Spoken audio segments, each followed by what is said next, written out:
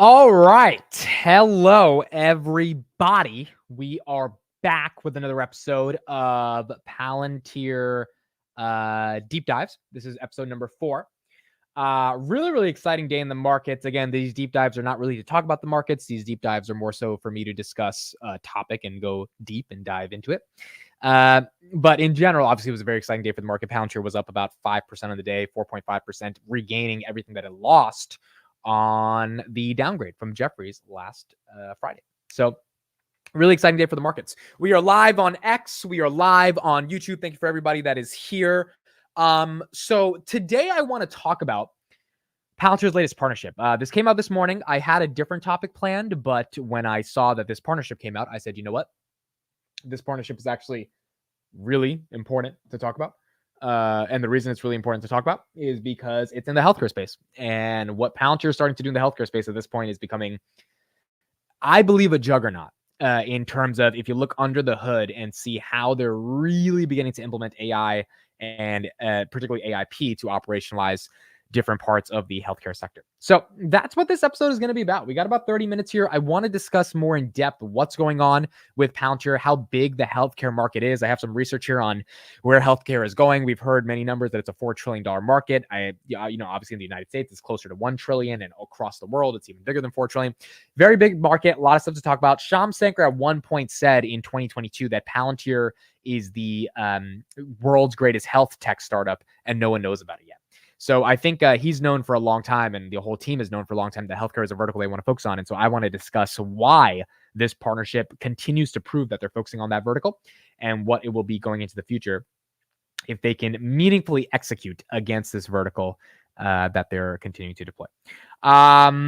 Rick, Mike, Luke, Francis, Dreamin' Frost, Mike K, Ryan, Kelly, salutations. That's a new one. Haven't heard that one before. Salutations to you. Dragon, thank you for being here. Alex Carp's hair. Wow, we got Alex Carp's hair in the chat. Thank you for being here, Alex Carp's chair. Rock and Ronnie, thank you all for being here today. Okay, let's discuss. So I think we'll start off with the actual announcement. All right, let's start off with the actual announcement, and then we're going to do the breakdown of the announcement. For those that are not subscribed to the Palantir newsletter, I sent out the newsletter like 30 minutes ago, so you got a lot of this analysis that you're going to hear my beautiful voice talk about in your email. And for those that don't like listening to my beautiful voice, which I don't know why, but if you like reading more, or if you like reading and listening to my beautiful voice, you can get the best. This is what happened on an actual video. I would cut that out. No, you can get the best of both worlds. Subscribe to the newsletter, free, dailypalantir.substack.com. And we're going to be reading off that newsletter and talking a little bit about how Palantir is just going to fucking dominate the marketplace and work. Yes, Kelly, we see you in the chat. It works with the Twitter. So we see you on X and it works. Okay, so here we go. The announcement today. Palantir has partnered with Option Care Health. It's the first time I'm learning about this company. It's a $6 billion public company. This is not a joke of a company. $4 billion in TTM revenue. This is a real deal. This is not some basic company. This is not just, they're not playing around. This is legit in terms of who Palantir partnered with today. It's not just like a small little startup, right? This is a very big deal to implement AIP for enterprise-wide digital transformation. Let's read a little bit off this, and then we're going to talk about this. So Option Care Health is the nation's largest independent national provider of home and alternative site infusion services. They announced a multi-year commercial partnership for Palantir software to be leveraged across the company to help improve patient outcomes and increase efficiency. How many years? I don't know. How much money per year? I don't know. I'm assuming this is like a 4 to 5 year partnership, and he got close to a couple million per year. That is my guess. Ideally, if this is like 5 years, 20 million, that would be awesome, right? 4 million a year, that would be above the average 2.9 million we get per customer. Maybe that's a little too optimistic, but I don't think it's going to be something like 1 million for a couple of years. Like I think it's a legitimate deal, just given the nature of how big this company is. Obviously, they have the money to spend on this stuff. They're a $6 billion company. So you would imagine it's a little bit bigger of a deal. Option Care Health expects to use Palantir's AIP across nurse scheduling, patient onboarding, purchasing optimization, and supply chain execution among potential other use cases. Where have we heard this before? We've heard this in a lot of different places. One of the biggest places is HCA Healthcare did an entire conference on nurse scheduling and staffing. We saw Cleveland Clinic and Tampa Bay General talk about supply chain execution and patient onboarding. I mean, we've heard all of these things before. Palantir just took all the shit they're doing with all these other healthcare companies And they brought it to Option Care Health, which leads me to believe they can bring it to a lot of other companies. They talk about the company's use of Palantir software is designed to help optimize visits per day and increase patient face time with clinicians, reduce administrative burden, and help ensure stockage of drugs and medical supplies while helping prevent overstocking. CEO of Option Care Health says, we are excited to partner with one of the most innovative leaders in AI-powered software and leverage their platform and expertise to enhance our intelligent technology ecosystem built on streamlining processes, enhancing our expertise, and improving the patient experience and optimizing clinical outcomes. He also says, I believe that utilizing Palantir's Foundry and AIP will allow us to innovate rapidly, build on the best practices to help ensure our approach to AI and machine learning incorporates the strongest foundations and provides strong protections and integrity for our stakeholders. So this is not just AIP. This is Foundry. They are building an entire ontological understanding of their data, and then they're utilizing it and deploying it via LLMs at scale via AIP. Joseph says Amit is competing with Tanner live. No, I'm not, because Tanner gets the SoFi people. Really, if you were going to pick between SoFi and Palantir, right, you're going to pick your pick of the litter, right? So this is not competing against Tanner. There are people that care about SoFi are going to him. The people that care about Palantir are going to me. And if you're in the middle, well, then you got to choose. And may the best person win, right? This is content. It's competitive. I don't know what to tell you, but no, that's me and Tanner are good friends. By the way, Tanner and me were talking the other day. He has some interesting stuff he's going to be announcing soon. So you guys are going to like some of the stuff he's working on.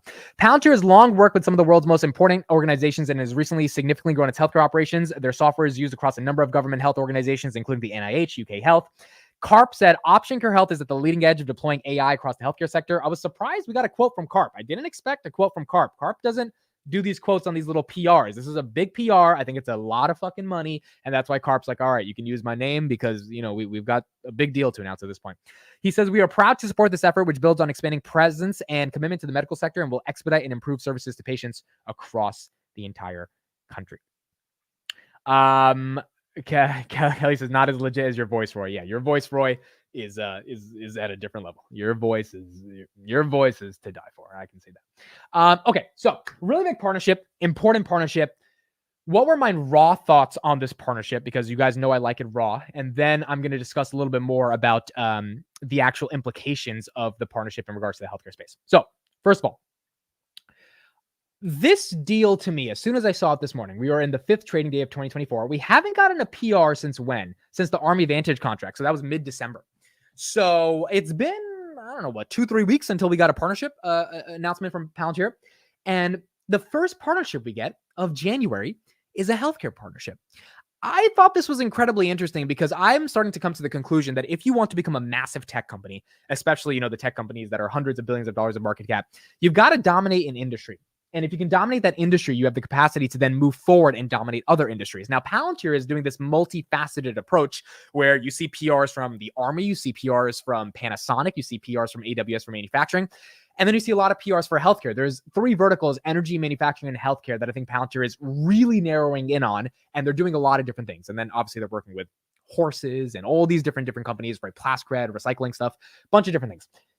If Palantir can zone in on one of those 3 verticals, which I think obviously healthcare is the vertical to pick, maybe that sets them up for massive levels of growth going into the next couple of years, because they have the ability to actually execute against that growth, right? If they don't, work on that level of growth, then it's going to be a lot harder for them to get the job done. But if they do, if they actually figure out how to scale within one vertical, maybe they have a better shot of winning, is my opinion, given how hard it is to win in a competitive ecosystem that is the marketplace for data analytics and software. I believe Palantir is a highly differentiated product, and these types of deals, again, this is not. There's a reason Option Care Health, which for those that don't know what the company is, it's home infusion services. Think of them as DoorDash, but for personalized healthcare inside your home. So they literally come to your door and they give you the healthcare and all these different services. There's a variety of things they do.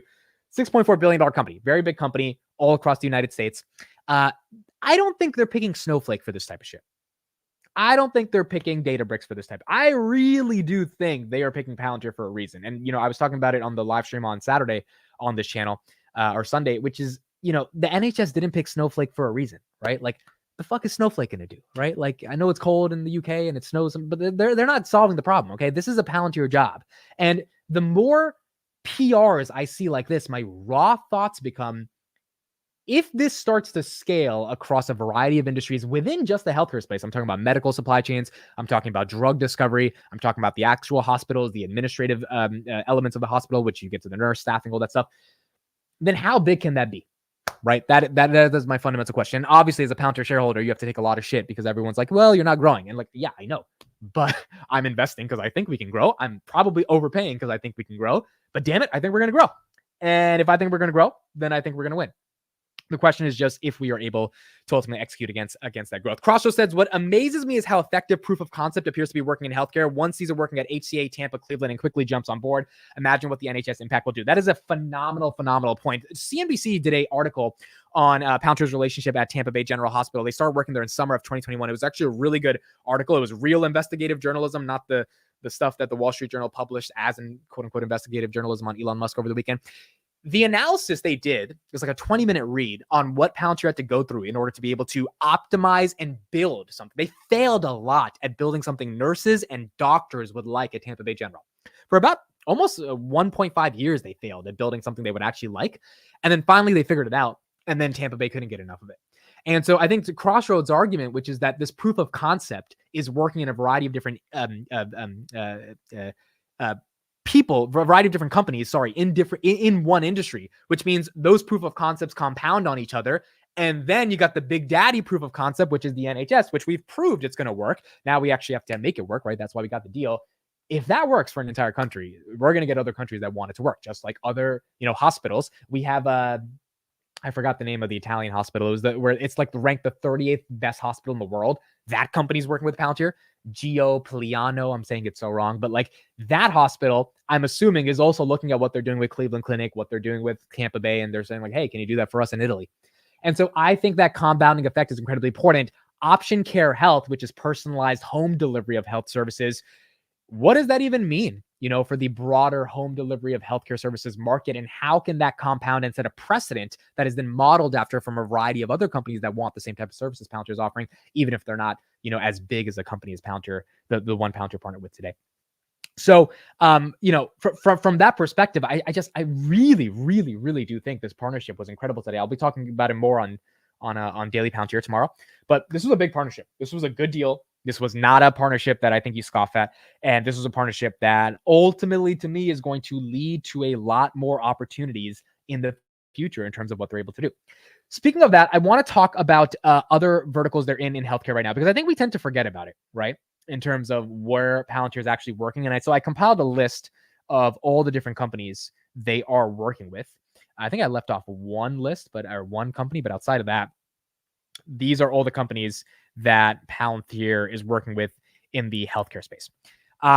So the diversity of this list, I think, is also incredibly important, right? Corey Rorson, thank you for becoming a member of the channel. I see you in the chat. Thank you so much for becoming a YouTube member. I sometimes even forget that YouTube members are a thing because I never promote the YouTube membership, but thank you so much. It's like $5 a month. Really, really appreciate it for becoming a YouTube member. Okay, so the diversity of companies they work with is really interesting. So for some companies, it's AI drug discovery.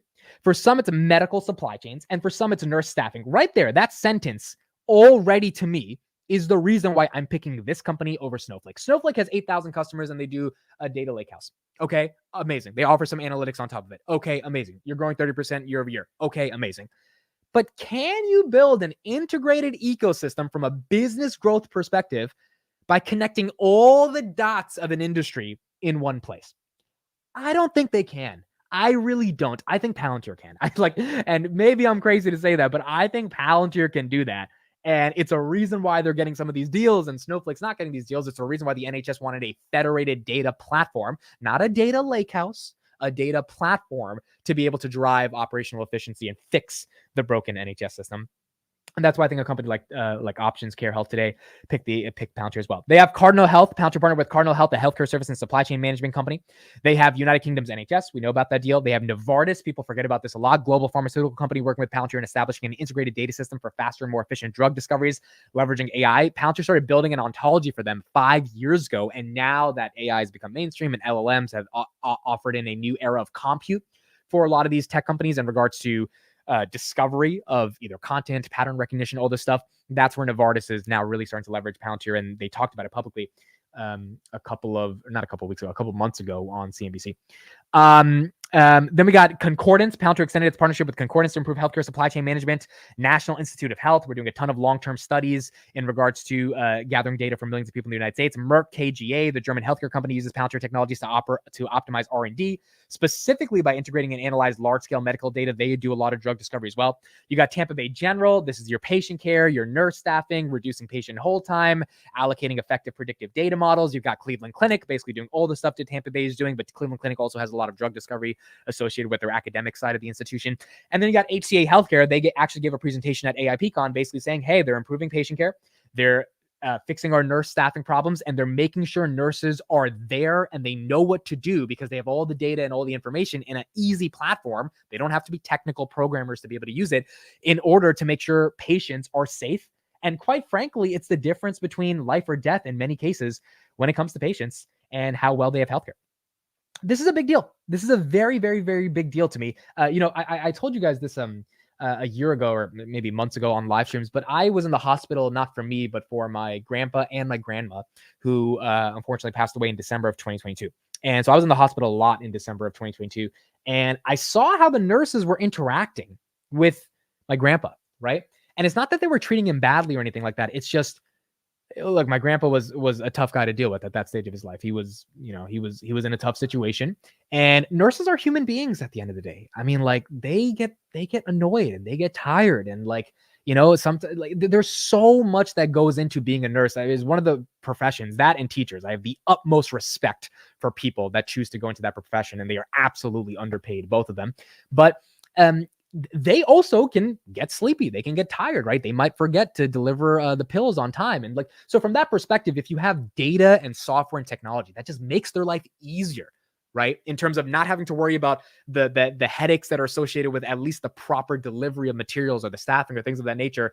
Even if, the quality of care is not the best, the ability for that care to get delivered to the patient is what really matters at the end of the day, right? And so from that perspective, I mean, just from a personal perspective, I think it makes a lot of sense at the end of the day that Palantir is recognizing the opportunity of if we legitimately make these hospitals and these administrations more efficient, we're going to fucking win, dude. Because at the end of the day, it's life or death when it comes to patients. And when you scale a healthcare operating system inside of an entire organization, that healthcare operating system, unless it shits the bed, meaning to me, that's two things. It leaks patient data, or it just doesn't work when you need it to work, right? Someone's in big distress and needs to pull up the records and it's just not pulling up the records. If those two things don't happen, which from Palantir's history, it really has never happened in the healthcare sector, Tampa Bay, HCA, Options Care Health, NHS, Cleveland Clinic, Concordance, Cardinal, these guys aren't leaving Palantir. They're not leaving Palantir. And if they're not leaving Palantir, then Palantir is going to continue to win, because at the end of the day, if they're not leaving, then they are ultimately going to have the opportunity to keep trying, right? And to continue to operationalize healthcare all throughout these different verticals. John Oates says said Palantir posted a bunch of videos. Yes, I'll be reacting to those tomorrow on Deep Dives. So tomorrow I'll be reacting to all the videos Palantir posted. Really awesome, amazing videos. So we'll be talking about that tomorrow. But in general, to me, I think they win. Healthcare is the most important vertical, you could argue, on the planet, right? Because all of us at some point will need healthcare. Like, we will all be in a bad situation. Some of you may already be in a tough situation. My back was at 23. I had to go to a chiropractor for a year because I just couldn't walk straight. Like, all of us are going to go through this shit. I don't think our generation is going to be the generation that gets to live till 200. It's probably going to be our kids. We just weren't born at that time, but those kids are probably going to get the medical advancements that really take them to another level. We are not that lucky to be born in that era, which means we need a real good healthcare. And if Palantir software could be the epicenter at which this healthcare is created, then I think Palantir is going to win. I think they're going to win at a massive, massive level. And that's what that partnership today proved to me as well. Now, the other thing that I think is really interesting is what this means for Options Care Health, right? What this means for what is their name? I keep saying their name wrong. Option Care Health. So I was saying it right. Their name is a little weird to say. Matt Blake says, deja vu. I feel like I've been here before. Yes, this is the third stream of the day. We were going to have 4 streams, but Chris is sick. So I don't know if he's going to do finance junkies, but we weren't able to do Macro Mondays with me and Chris. Rick says, what about HCA? Yeah, HCA is using Palantir, and they're going to expand to, I think, 400 different hospitals across the United States this year. So it's going to be really exciting to see what they do. Maro says, just joined. What's going on? We are talking about Palantir's latest healthcare partnership, and I'm discussing the implications of that partnership because it's a really, really big partnership. Okay, so here's what I wrote in the newsletter about why this benefits Option Care Health as well, and why it's so important to kind of talk about how Option Care Health is getting, unique benefits from it as well. Okay, so here we go. Palantir is bringing its robust AI and data analytics capabilities, which are crucial in managing complex healthcare data efficiently. This expertise in handling LLMs and data sets, deploying AI-driven solutions is highly beneficial for Option Care Health.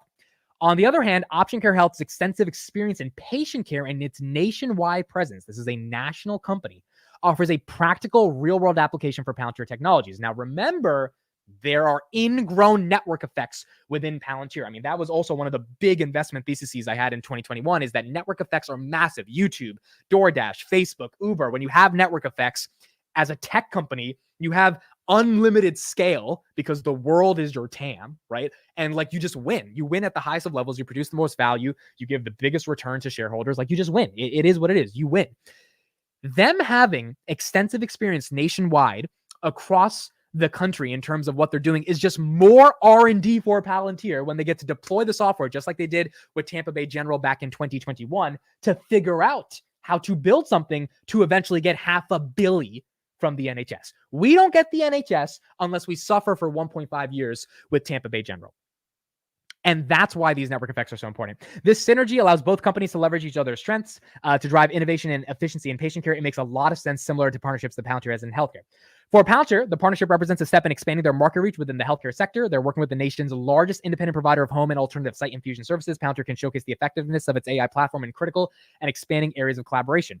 This also enhances Palantir's portfolio in the healthcare industry and provides valuable insights and data that, again, can allow them to drive network effects and R&D to be able to build better platforms for the next personalized home services company that wants to use Palantir. Given Option Care's business, by integrating Palantir's AI and data analytics into their operations, they can advance more towards personalized and efficient patient care. This is uniquely important because they're literally doing logistical efficiencies, scheduling, and inventory management for people in their houses. Personalized. I mean, like, the whole nature of AI is to make it as personable and as real as possible to emulate the real world. You would imagine that in the context of Option Care, uniquely Palantir's AI might be very beneficial for them to be able to work together. And so the other thing I think people forgot to think about is the JP Morgan Healthcare Conference is happening right now. So that's why this PR came out today, because I'm assuming Option Care, or at least companies similar to them, are at JPM. I think Tampa Bay is at JPM. And JP Morgan's basically giving the stage to all these different healthcare companies to explain how they're enabling AI in their businesses. Again, the theme of 2024 is AI. JP Morgan has obviously made a lot of investments in companies in regards to AI. And so they want to see how is AI being intersected with healthcare. And if that is happening, in a meaningful capacity, then there's obviously a lot of opportunities for investors that attend that conference as well. So it's a big deal. It's a big deal. NVIDIA today came out and they said that generative AI is bigger than the internet in terms of the market opportunity. I don't know what the fuck that means. And if anyone knows what that means, please put it in the chat. I have yet to see a coherent explanation of how is generative AI more important than the internet itself. And now it's not like I haven't heard the thesis before and the arguments. I've listened to NVIDIA earnings calls and such, but I don't know how to actually explain it. I'm struggling to explain why that's the case. The only argument I can come to is the productivity levels, the actual compute power, all that stuff. LLMs are a new form of compute. This is what Shyam Sankar has been talking about many times. It's not just chatbots. It's much more than that. So let's just say it is bigger than the internet itself. And you got healthcare, which is life or death for people. You got something that's bigger than the internet being at the intersection of healthcare, which is life or death. And then you've got little old $30 billion company Palantir saying, hey, we're already powering 16% of beds in the United States, and we're controlling one of the largest healthcare systems in the world in the UK. I not only do I see dollar signs, right, but I also see massive impact from Palantir if they can figure out top line growth, because who else is going to do this? Like, Google's not doing this. Amazon's not doing this shit. Microsoft's not doing this shit. Microsoft has too much other shit. They're not doing this shit, right? Snowflake's not managing the NHS. Databricks is not doing this. Datadog is not doing this. It's not saying those companies aren't going to win, but Palantir uniquely, I think, can win. And if they can uniquely win, I think that overall we're going to win. Blake says, who says we can't live to 250 years? Sounds pessimistic. I don't think the medical technology is there to live to 200. I think maybe you get to 110 if you're lucky. The average male lives to 72, by the way. you know, and you can't tell me your diet is fun. I mean, look, if you're not doing what Brian Johnson, that guy who made Braintree and sold it to PayPal, or he made Venmo, one of those, the dude's 52 and his body is the archetype of an 18-year-old. If you're not doing what he's doing, I don't think any of us are going to live to 200. It's just asking for a little much, right? Like, also, you know, from a philosophical perspective, the finite nature of existence is what makes existence matter. So do you really want to live to 200, you know? I haven't thought about death in a while because I've been so focused on goals and ambitions, but I thought about death a lot in college, and that's where I got really existential with myself. But now that I've just been focused on like working, you kind of stop thinking about death. And sometimes you do have to be reminded that no, people do die. That's a real thing. And my point here being is that if Palantir is operationalizing healthcare to get people to spend more time with their families and be taken care of and not fucking die, I mean, look, if it doesn't work, it doesn't work, but it's a hell of a thing I'd rather bet my money on over the next couple of years to see if it could happen. Star Buccaneer says, I'm going to live in the Optimus bot. Well, that's true. The bot, you know, the interesting thing, and we'll end here, but the Optimus bot, if it can download your memory, right, and your memory gets stored into this like repository of knowledge, and then it's basically an LLM on a different body, we technically don't die, right? Because this body is nothing. My mind, my consciousness is everything. Now, can we actually download someone's consciousness? I don't know yet. If we can, I think people will be able to theoretically live forever. But as of now, that's I don't think we're that far in technology. And maybe generative AI is going to help us get there. It probably will. But right now we're not there. But we do have the chance to invest in the companies that are trying to pull this shit off. And that's why it's very exciting to work with Palantir. Okay. That is it for me, folks. Thank you, everybody, for joining for Palantir Deep Dives episode number 4. We have a deep dive tomorrow on the 4 videos they posted. Apparently, they had like some keynote thing in the Grand Prix. I'm not going to say pre. I'm going to say Prix, the way I said it 2 years ago, just to piss you guys off. And we're going to be reacting to all those videos tomorrow. So we'll keep going from there. Kelly says, we don't understand consciousness yet at all. Yeah, I agree. Dude, you could be talking to like a girl for 2 years and not understand you're in love with this girl. And then all of a sudden it just hits you, and you know, your subconscious, your conscious, whatever you want to call it, it just like hits all at once, and then boom, poof. You just wake up one day and you're like, holy shit, I'm in love, right? Like this shit happens. And so I think we have a very myopic understanding of consciousness, and over time, hopefully we'll have a better understanding of the nature of existence. Okay, Finance Junkies is in 3 minutes. So I'll see you guys there for those that are excited about that. And well, we got to talk a little about Bitcoin. Okay, well, we'll talk about some other stuff, but we'll talk about Bitcoin. And it's 47,000, 46,000 range right now. All right, that's it. Thank you, everybody. I will see you guys tomorrow morning, 8:45 a.m. For those that aren't in Finance Junkies, we'll see you on the Market Open, and we'll keep going from there. Oh, last thing I should probably announce, I launched the website today, macrodarts.com. Okay, macrodarts.com. It is a website that's essentially trying to become the Bloomberg version of AI macroeconomic news. That's how someone put it today, and I was like, you know what? That's a good way to put it. So check it out every morning. It'll be updated 7 to 10 times a day with macro information. Hopefully you guys enjoy using it. The website loads in like 0.2 seconds, so it'll be really easy to use it every day. FJ is happening. Yes, Johnny, FJ is happening, and it's going to start in a couple minutes. All right. Thank you, everybody. I will see you tomorrow, Monday morning, or on Finance Junkies in the next couple minutes. Bye, everyone. Thank you for joining.